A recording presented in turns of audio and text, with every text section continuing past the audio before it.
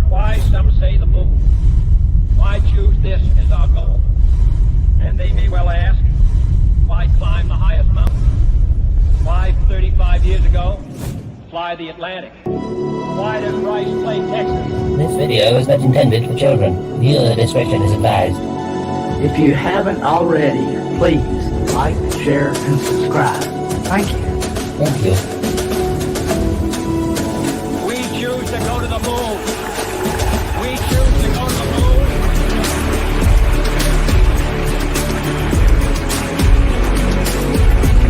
We choose to go to the moon in this decade and do the other things.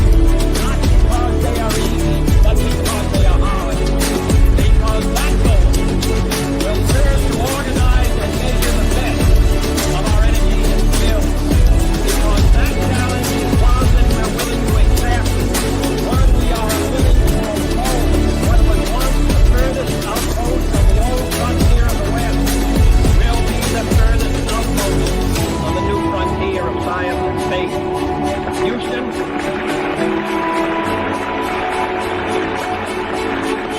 your city of Houston, with its manned spacecraft center, will become the heart of a large scientific and engineering community. But if I were to say, my fellow citizens, that we shall send to the moon 240,000 miles away from the control station in Houston, a giant rocket more than 300 feet tall, the length of this football field, made of new metal alloys, some of which have not yet been invented, capable of standing heat and stretching several times more than a featherless flame, fitted together with a precision better than the finest watch, carrying all the effective features of the coast, diet, control, communication, food, and survival, on an untried beast, with an unknown celestial body, and then returning safely to Earth, re-entering the atmosphere at 55,000 miles per hour, causing heat about half that of the temperature of the sun, almost as hot as it is here today, and do all this, and do all this, and do it right, and do it first, before this decade is out, then we must be bold. Then we must be bold and go on Mornings of Mischief. Good morning, greetings, everyone, and welcome to Mornings of Mischief and our retro review of Space Above and Beyond. Good morning, everyone. I hope you all have had a great week and want to end it with a bang listening to our review. Mexican Iron Man, Loki, I See Babes from Space, rated X. I will have to watch that first, then I'll catch the episodes. Giggity, thank you, my brother. Thank you, Mexican Iron Man. Good morning, everyone. Good morning to Rambling Canuck. Good morning. Good morning, Loki. Good morning to Dave, Bob. How are y'all doing this morning? Morning. Good. Doing good. I've got Tim's in my cup, and I'm good to go. All right, Tim's. Nice. We have a really good episode this week to talk about, and we have a really mediocre episode to talk about. So let's get things started off with a bang. Let's talk about the episode called Eyes. The squadron is ordered to guard the newly elected Secretary General after his predecessor is assassinated. And what they don't tell you is his predecessor is assassinated by a tank. Or an in vitro. An in vitro. Nipple neck, as they are called. And thank you, Mexican Iron Man, for that $4.99 super sticker. It is a lemon head with looks like you've got a new Warrior of Midgard there. Pat S, welcome to the Warriors of Midgard. Pat S, thank you both so very much. Starting things off with a bang, you guys keep the fires of Valhalla burning bright. Skål! Skål!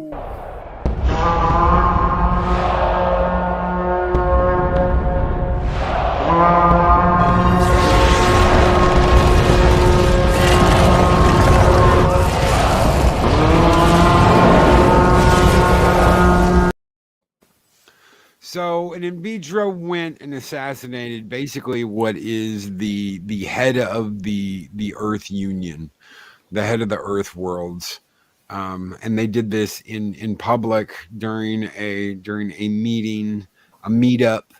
And now nobody trusts nipple necks. Nobody trusts the in vitros. All of them are being questioned, and loyalty tests are being taken. And it's one of those things where you're like, wow. And they even start the episode off with a quote from John Wilkes Booth.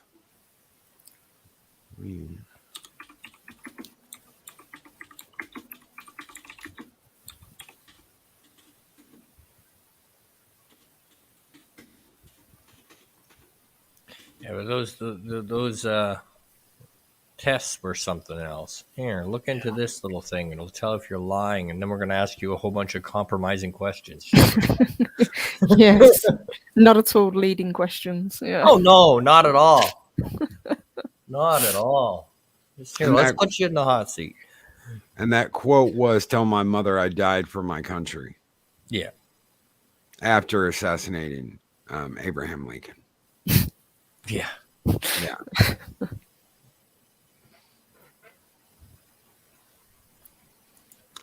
And Arwen Avalon, somehow I don't think that Mexican Iron Man's hearty-eyed lemon head sticker was meant for Dave Bob. No, neither do I. I hope not.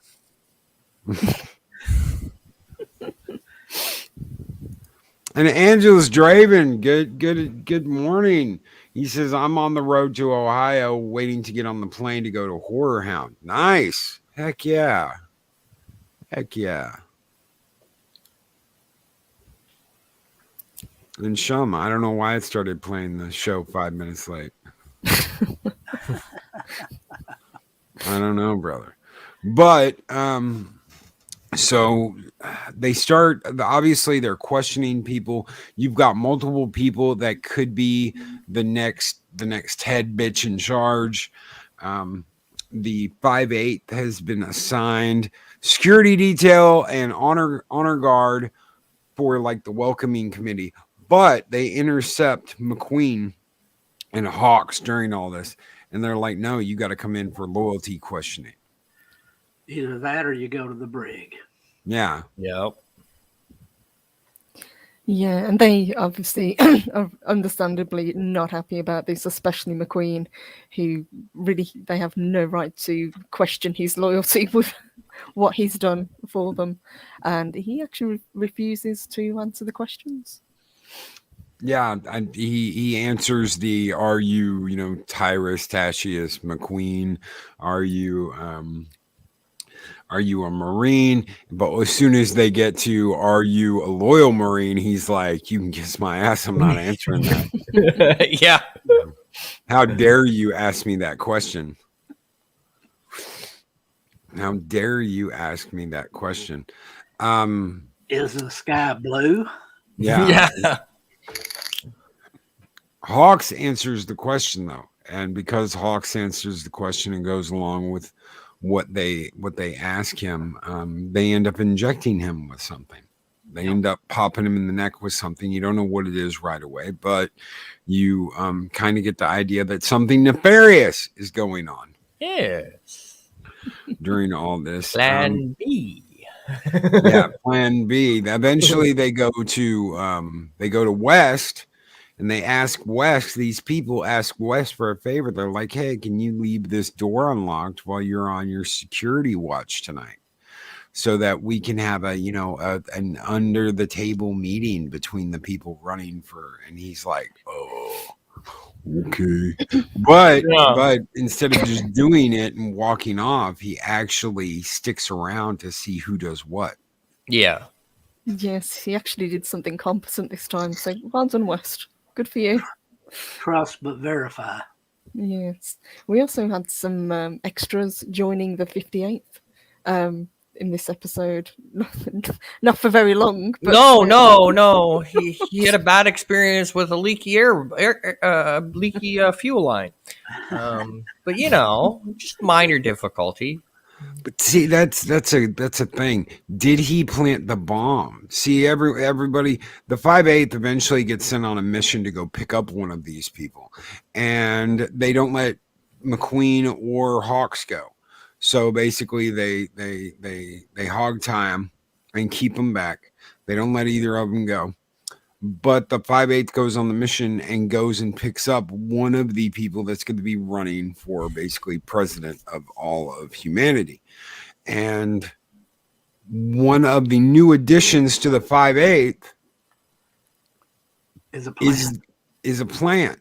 Mhm. And he's there at the ship before everybody else, but there ends up being a bomb on the ship. So did he plant it? Was it planted there before? No one knew what the hell the mission was. I got the impression that he did, and then obviously they found it, so he had to be the one to get rid of it and Yeah. kind of look like a hero. Yeah. Well, that's kinda the way I took it. I took it as he planted it so that everybody would be on the attention that she was going to get assassinated. Meanwhile, it was kind of her wanting the assassination done. Yeah. And we have a she- $9.99 super chat from Mexican Iron Man. And he says, say the word, and Mexican Iron Man is at the ready for Purple to call me in for one-on-one loyalty questioning. Just need to know the favorite man thong color to wear to show my loyalty. I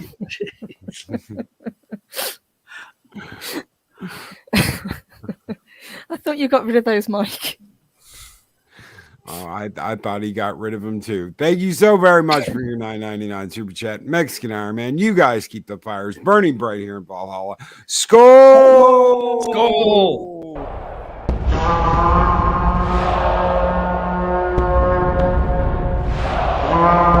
A dollar? I've never seen a dollar. Nobody's got a dollar. Let us see the dollar. There it is. It's beautiful. Take your hat off, boy. That's a dollar bill. That's a dollar bill. So very much Mexican Iron Man. So yeah, you've got the new members of the 5/8 that nobody knows and nobody gives a shit about, because you've got your core unit and then you've got the extras. But this one guy just has to be, impressive and has to get all the thanks and all the glory. Yes, and antagonize Hawks. Antagonize the shit out of Hawks for being an in vitro. Yeah. Yeah, you can tell he's not a big fan of in vitros for sure. Yeah, like we were saying before, I do believe that he planted the bomb just because he knew he was going to find it. He was going to be the hero, and everybody will trust him and that type of stuff.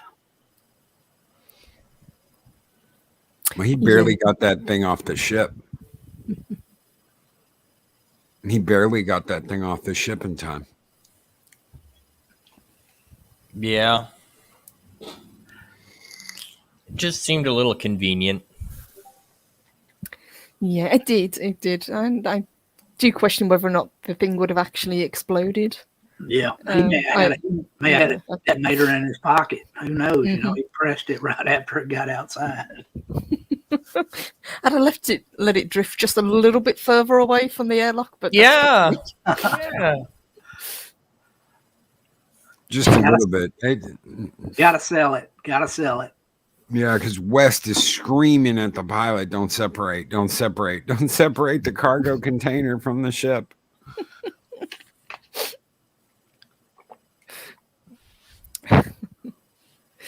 No, I liked it. I've got to admit, I thought it was pretty well done, and I really like the character that they introduced, Hayden, the who was running for the next obviously position that's open for the UN, and she's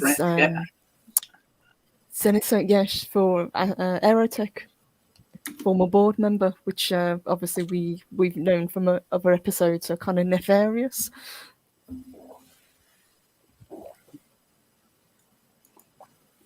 She's also handicapped.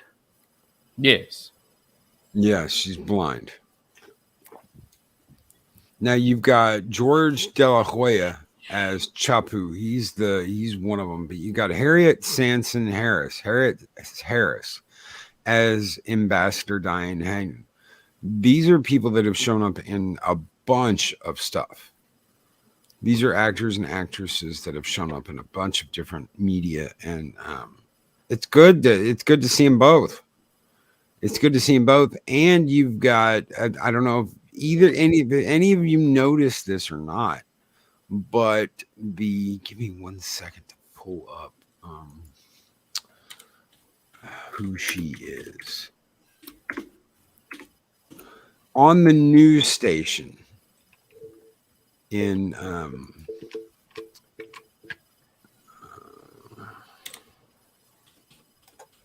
the news station that is reporting on the assassination and reports various times throughout the show. That is not what I wanted.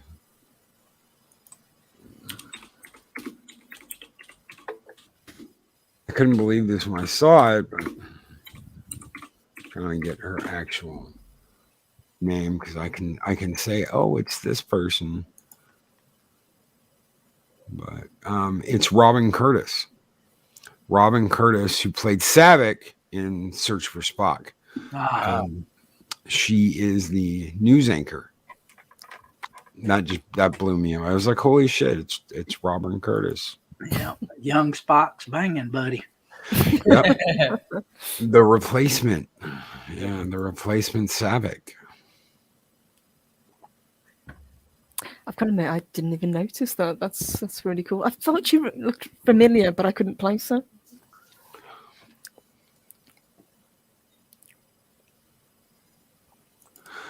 And Archer Collin, Dear Hollywood Tanks is how you do Wazism and oppression. Yes.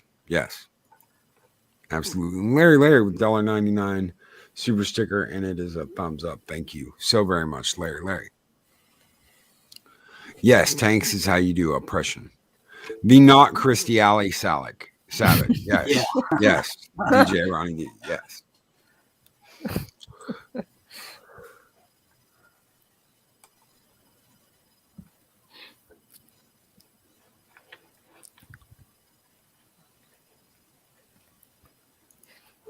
And yeah, Ms. Olner liked that button, or we send you to Mexican Iron Man for a month. Yeah, it's like our version of the gulag. Be good, boys and girls in Valhalla, or you get sent to see Mexican Iron Man. You've got to watch him show you his thong collection. Oh God. What did you guys think of the French politician that kind of popped up? I like him.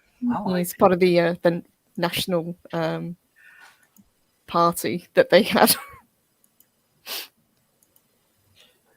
He was all right. He played his part well, I guess, for the most part. I thought Chapu was. I thought he was a good character. He's gonna get taken out. It's gotta be Diane Hayden. Hayden has to be the one that takes over because she worked for Aerotech. Yep. Mm-hmm. Yeah. Yep. Yeah, it was all a setup. They don't want Chapu to be the next president because they've got to get Diane Hayden in. So he's the patsy. He's the fall guy. He's the one that's going to go down. He's the one that's going to get taken out. And when West at the end of this episode says, "I want the truth. I don't care about the metal." Did you know that did Aerotech know that the aliens were out there and that they were waiting for us in the void when you sent out these colony ships? And she's like, oh, and takes the metal and fucking walks off. And you're like, yeah. So you answered the question for me. Thanks. You pretty much find out they knew about it all along. Yeah. Keep the metal. Give me the truth. Yeah. Mm-hmm. And she does without saying it.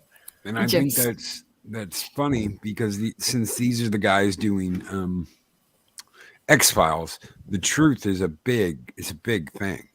Yeah. So give me the truth. Don't give me a medal. Give me the truth. And they're still not going to give you the truth. No. Yeah, it's like, although any Oh, sorry. political. Go ahead.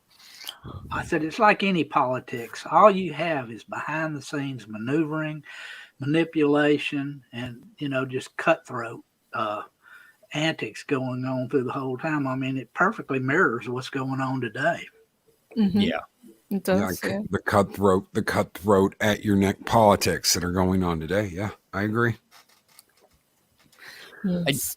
Did find it interesting that after everything, she ends up voted in anyway. Even though she was worried she'd lose, so that Foregone conclusion. yeah. The assassination attempts, the lies. This is very, very X-Filesy, and I think that because you've got the producers of X-Files doing the show, it really feels like they kind of brought in X-Files for this episode. The line, the hidden truths, the Indian giving, if you will, because I'm going to tell you, X-Files is a bunch of Indian givers. They tease you with what is really going on, but they're never going to give Mulder and Scully. They're never going to actually give them the evidence they need to prove that this all really happened. Yeah. No. It's like, do you believe your eyes or do you believe the evidence? Because the evidence tells you none of this happened, but your eyes tell you it did happen. Bait and switch. Bait and switch. And Arwen Avalon, yes, just shows you that politics never change from decade to decade. Same old shit. Yes. Goes all the way back to Greece and Rome. Yep. Is there anything else about this episode you guys want to bring up? Not really. Just the fact that, they were able to pretty much make the in vitros do what they wanted to by just injecting them with a certain thing. It's almost like, they knew how they were engineered and they were taking advantage of it. Yeah. Mm-hmm. Yeah. Being able to use that little badge as a trigger to get Hawks to almost assassinate, to attack, I thought was really clever. Yeah, it was, especially with him fighting it, and McQueen talking him down, and he's saying, I can't, Mm-hmm. Don't want to do it, but I can't. Yeah. Yeah. And holy shit, Daryl the Derelict, dude, you did not. That's crazy. Daryl the Derelict with a $50 super chat. Thank you so much, Daryl. I just want you to know that this show makes my day. It helps every day with the struggle. You, Loki, and everyone in Valhalla makes me feel welcome and wanted, and I love you all for that. Thank you, Skull. Thank you, brother. Seriously, that is above and beyond. While we're watching a show called Above and Beyond, that is above and beyond. Thank you so very much. I do not have a skull that is worthy of a $50 super chat. But we will. How about we go? Where is it? We will go old school. Here, give me just a second. And let me, you know what? We'll go to war. How about that? We will go to war. Thank you so very much, Daryl the Derelict, for that $50 super chat. You guys keep the fires burning bright in Valhalla. Thank you, brother. Skull! Go!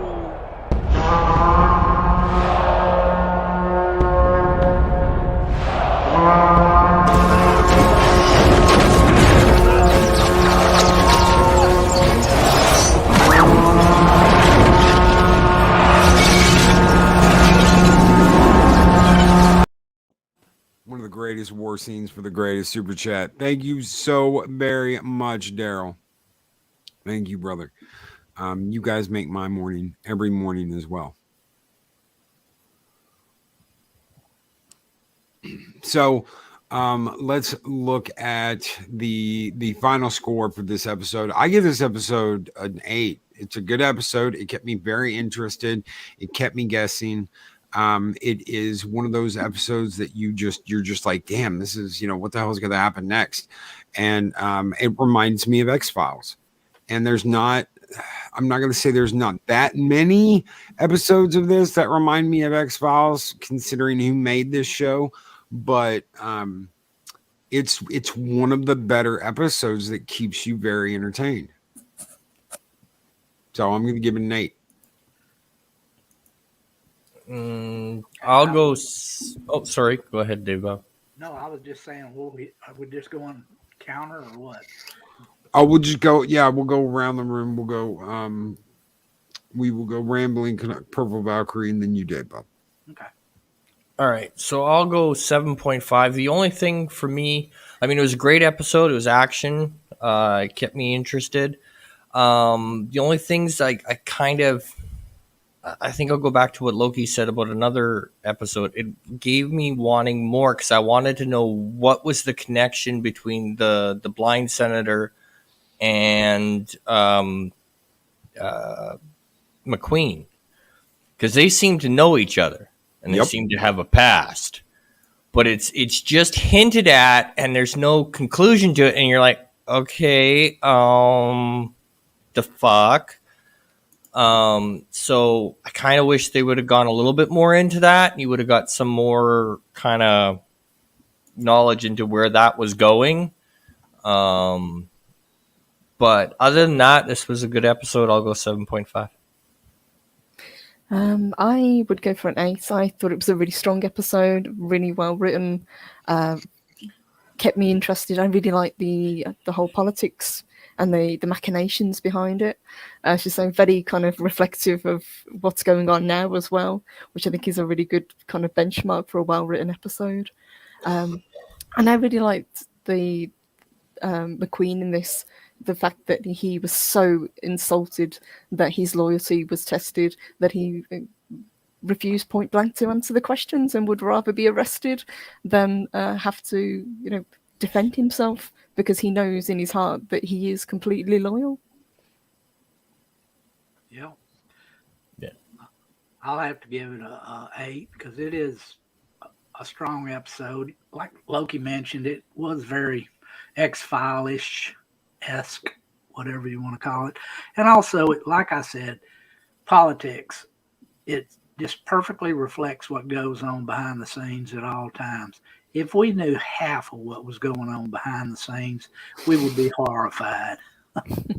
Agreed. Absolutely, positively agreed. If we knew half of what the hell was going on. Yes. No, I absolutely agree. The way they hid some of the things in this episode, the way they explained it, you almost get the idea that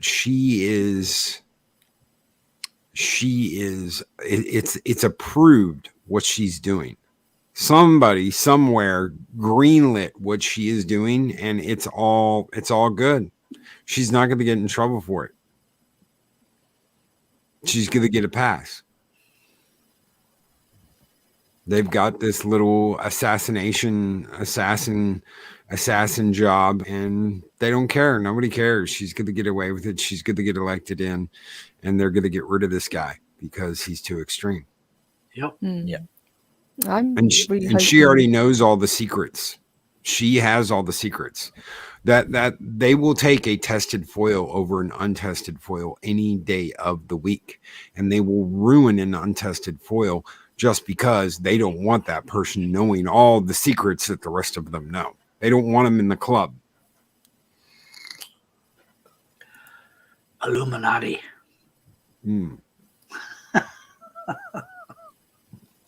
And yes, Chris, we're going to set a nuke off at the end of the show just for Dara the Derelict. So, the second episode we're going to talk about today, ladies and gentlemen, is not like the other. No. Mm-mm. And it is called Enemy, the Enemy. And the members of the 58th turn on each other after they land on the planet Tartarus and encounter a Chig mind-altering weapon that wreaks havoc on the area of the brain that controls fear It's the psychotic episode where everybody goes crazy and tries to take each other out. Yeah, it's not very good. No, this could have worked well as like a B plot to something else that was going on in an episode, but as the main plot, it was like, eh. And what Marine is afraid of blood? Like, that's gotta be the weirdest fear to give a Marine. Like, what the fuck? Yeah, and killer cockroaches, you know. Oh yeah. Cockroaches, yeah.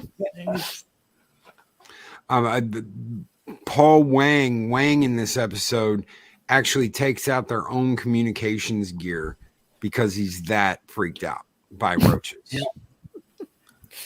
I'm just it's like, what in the hell were y'all thinking when you wrote this? Who wrote this? Yeah. Who the hell wrote this episode? Yeah. Glenn Morgan, James Wong, and Marilyn Osborne wrote this episode. I mean, these are the showrunners. These are the people running this show. They wrote this episode. And I'm just like, what the hell happened, guys? You've got this great episode right before this. Weekend Bender. Vision, and then you get this. And I'm just like, and the 5/8 is talking to Commodore Ross and McQueen, telling them, they're being charged with this stuff. And they're like, no, we waive our military rights to a lawyer and all this shit. And they're talking about this stuff that they did. And it's a Chig weapon. It's a Chig weapon that made him act crazy. Yeah. And of course they're exonerated at the end, of course. Yeah. Of course, the way they show it is what bright lights and screechy sounds and whatever. Yeah, it's just Yeah, it definitely felt like a filler episode. Even the way it was filmed, it was very kind of. It looked like it was filmed on a really little sound stage. Yeah, it's just like. To hell with it, we're phoning it in. Yeah, they had a weekend bender where they watched Plan 9 from Outer Space, and then they wrote this episode. Yeah. It's just like, no. It's almost like someone sent something in and they said, nah, we ain't ever going to use that. And then this got, one weekend they were saying, heck, we got to come up with something. And they pull that out of the garbage. Yeah. Pull that out of their ass. Oh, this is an old episode I wrote for a show years ago where everybody goes crazy and tries to kill each other. We'll just incorporate it into this show. Yeah. Yeah. Yeah, and I think that was the issue. This has been done many times before on different shows, so it didn't really bring anything new, other than the idea that the Chigs have this weapon that can, send people nuts by flashing lights at them.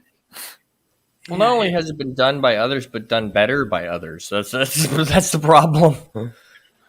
Sagadorf 9 asks, how did the Chigs know that much about the human brain? Yeah. The Chigs know that much about the human brain because the Chigs have been visiting Earth since the American Indians were still a thing.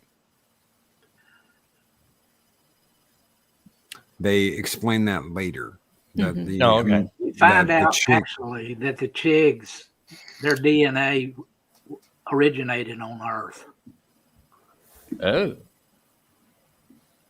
And that they knew the American Indians. It's one of the reasons why the American Indians get brought up over and over and over again throughout this show, is that the American Indians, these are like the Great Spirit. Oh, okay. Now, so this is why the Chigs have problems with the dead. The burial rights, the Indians carried on their burial rights. And the American Indians have some crazy ass burial rights. And before anybody goes, Loki, you can't talk like that. I'm Cherokee, bitch. Watch me. Yeah, the new Predator movie is a blatant ripoff. Absolutely. Yeah. It's Zaj Melody. Yes. Yes, the new Predator movie, is an absolute ripoff.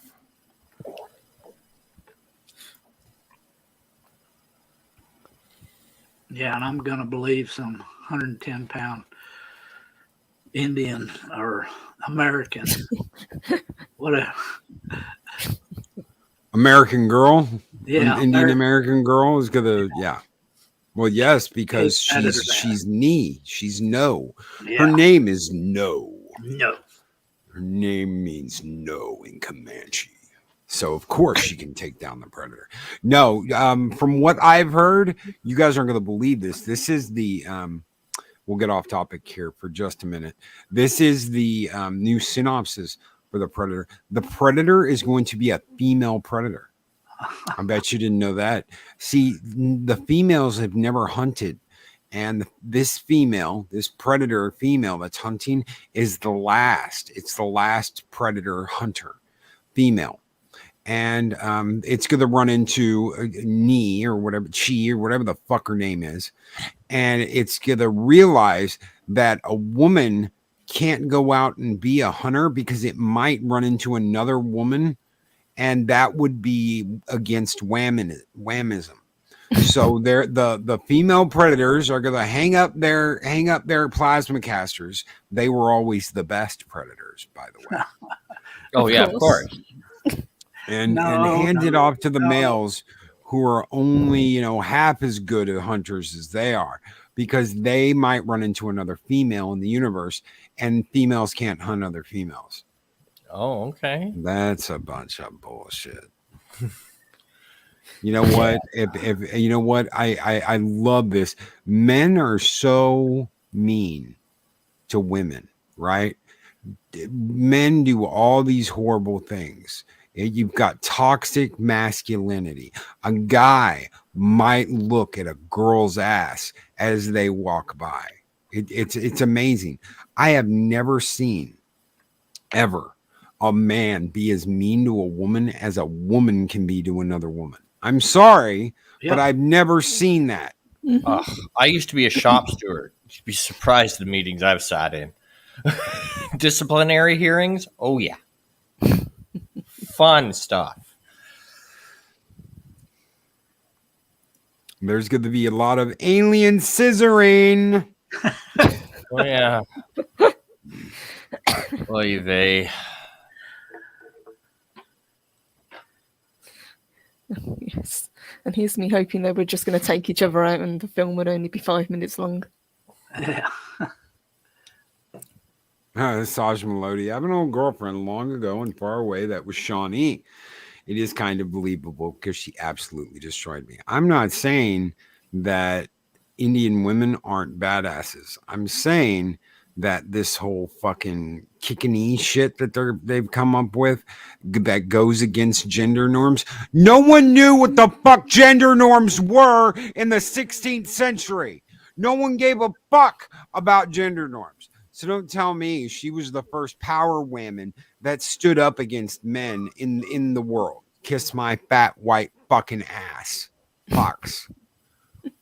Disney. Fox Disney. That's what we'll call it, because it is.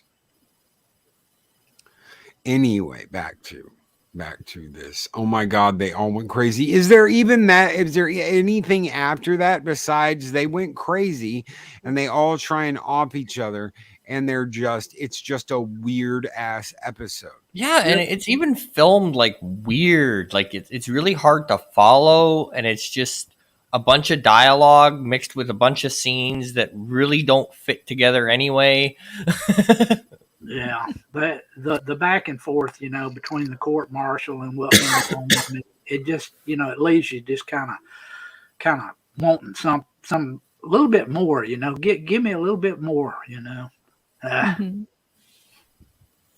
Yeah, and even the phobias they came up with were really kind of lame. Like you say, Dumpus is afraid of blood for some reason. Wong is terrified of cockroaches. It's like, you could have given us a little bit more, guys. You could have used the whole idea of the Chigs as this unknown enemy, this kind of shadow. But and of course, whiny boy here's his girlfriend again. Yes. Yeah. Oh God, help me! You know what? I just got over the fact that West was just letting all that shit go in the last episode. He had his shit together. He was on mission. And then it's like, I'll rescue you. Oh, Fuck me. Please. Runs off into the darkness with his mines on the floor and God knows what else. I'm coming for you. I'll never forget you. Oh my God. I was wanting them to fall down a hole. Whoops. Oh, darn. That was a cliff. Mark wonders how lethal a redheaded Indian woman would be. God help us all. That's why the Irish are on the other side of the world. Yeah, my mother was a redheaded Irish woman. Nope. The American Indian and the Irish crossbreed, that's the end of the fucking world, right? Yeah.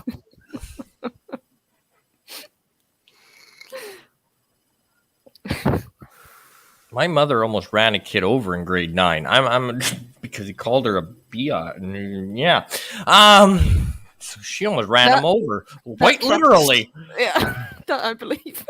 I'm not even kidding. He was standing in the back lane. My mother floored it. Yeah. Luckily, he can climb the wall fast enough. Yeah, Purple found out that roaches fly a while back. It kind of freaked her out.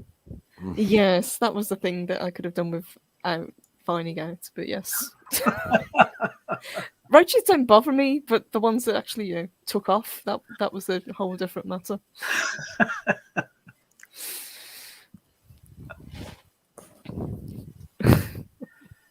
I guess if I had been there, it would have been wasps, because that's about the only thing that has ever really bothered me. They fly now. They fly now. They fly now. God help me. God help me. They fly now. They fly now. Yeah, they fly. They can fly. You can fly. You can fly. You can fly. You can fly. Da, da, da, da, da, da, da. Oh, there's another song to get stuck in your head. And yes, Dega, I did wake up going, twisting the night away. Twisting. Twisting. Yes. Anyway, everybody out there is going, why is Loki singing Twisting the Night Away? Because I fucked up a Dega 20 seconds before we went live because I said, oh my God. And he goes, what's wrong? I said, I got this fucking song stuck in my head. What? Twisting, twisting, da da da da da da da, yeah. Damn you, Adams. That's right. And damn you, Loki.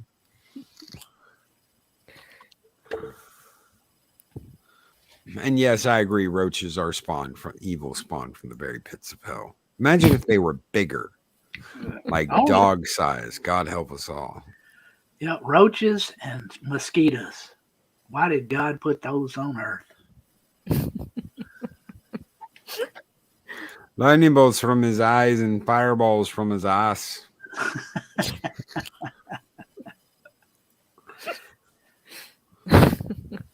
So what do you guys give this episode? I'm going to give it I'm going to give it like a fucking 3. I mean, it's that bad that I'm just like, I didn't even want to finish it. The only reason why I finished it is because I'm going to do the review, and I'm not going to review something I didn't watch. That's a rule, a hard and real rule here at Mornings of Mischief is I do not review something unless I fucking watch it. So it's just, yeah, I give it a 3. It's probably one of the worst episodes they did in this show.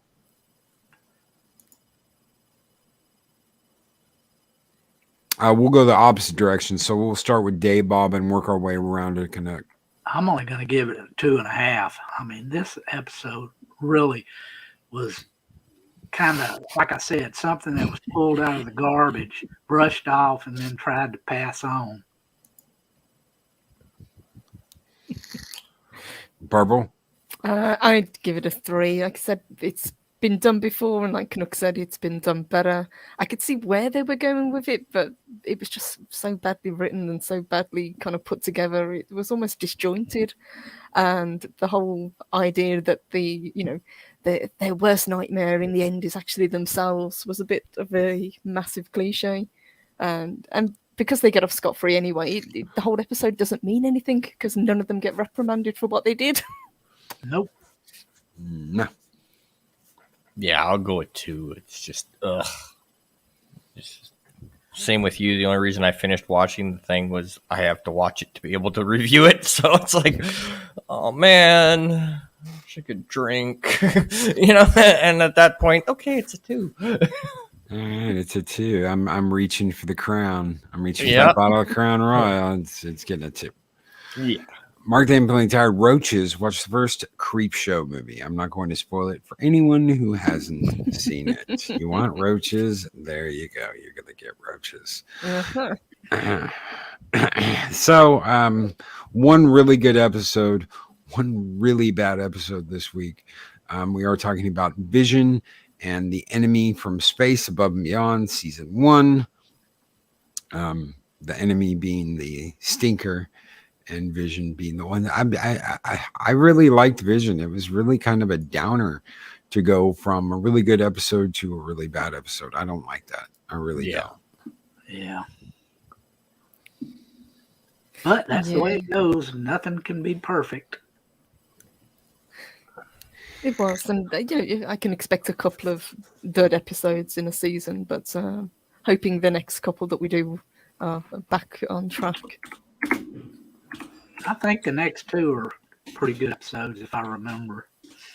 I think the main problem with this episode is it didn't seem to fit anywhere. It's like you guys were saying, it's an episode that maybe was written, but they never actually intended to use, and then they had to fill a gap somewhere, so this is what got made. Yeah, it was like the regular film crew went on vacation and they had a whole bunch of interns. It was just like just shooting it was brutal. Lots it of was very, paper mache rocks.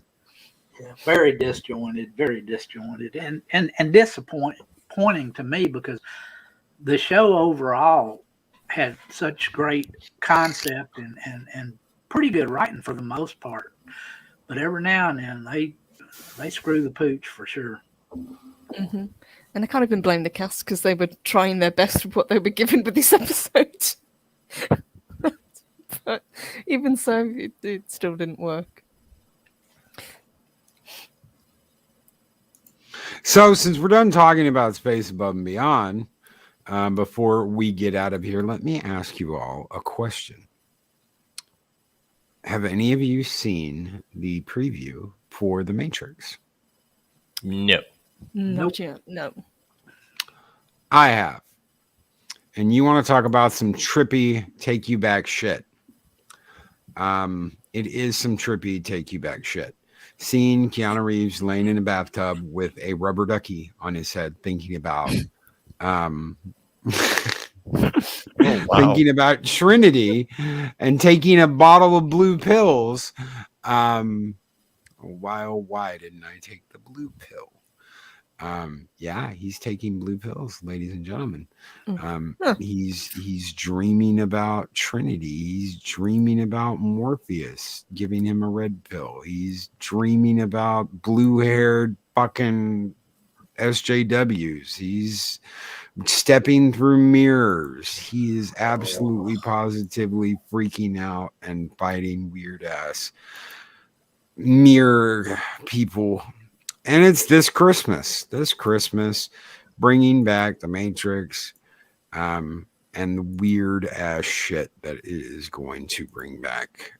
Everybody says they're tripping out about it. And, you've got the one song, and you've got agents, and you've got all kinds of people falling off of buildings, and blue-haired fucking SJWs saving the day. And I keep hearing that everybody's amazed and everybody's just so excited. And I'm like,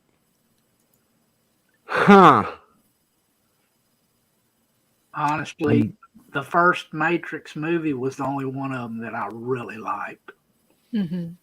And they even throw in Alice in Wonderland. They even have the Alice in Wonderland book. So this Christmas. Yeah, that ain't my John Wick. Yeah, and just so everyone knows, Trinity is the real one and was the whole time, all along. Trinity was the real, true one. Oh, of course. Right. Sure, why not? Yeah. And Snortopoogus Cuber, that is a wonderful quote from one of the funniest alien movies of all time, Men in Black. I've just been down the gullet of an interstellar cockroach. That's one of 100 memories I don't want. And that's how I'm starting to feel about Hollywood. Yeah. I feel old, ladies and gentlemen. I'm going to be honest. I've been doing this for 2 years. We have been talking. The only thing that really saves my ass each week and keeps me going is when I get to talk about something positive. Yes, ranting is fun. Yes, I love going off. I went off the chain earlier, but I'm so disappointed and so disheartened by everything that's come out. It honestly feels like that some days. Like I've just been down the gullet of fucking CBS. That's one of 100 memories I don't want. Yeah. Unfortunately for Canuck, Picard season 2 is coming and will be mainly set in the 21st century with whammism and racism. Oh, of course it will. And all that shit. You're still gonna watch it. Hollywood. Unfortunately, that other show starts first. Hollywood is the interstellar cockroach. Yeah. It's the interstellar cockroach's ass. Yeah. Something like that, yeah. Blowing off steam is needed to keep your boiler from exploding. Exactly. Ladies and gentlemen, thank you so much for being here. Thank you so much for listening to us ramble on, even after we got done talking about these 2 episodes, one of which was great. The other one was crap. But at least Glenn Morgan and James Wong could take a little criticism. Hollywood can't these days. Nope. They don't want to hear about it. They don't want to hear how you don't like something. They don't want to hear how they fucked up. They screwed up. They screwed the pooch. They ruined something. They don't want to hear about that. So thank you, ladies and gentlemen, for being here. Thank you for watching this show. Thank you very much. And a big thank you to Daryl the Derelict Brother. This one is just for you. Goodbye, Taco Truck, Mexican Iron Man. Skol!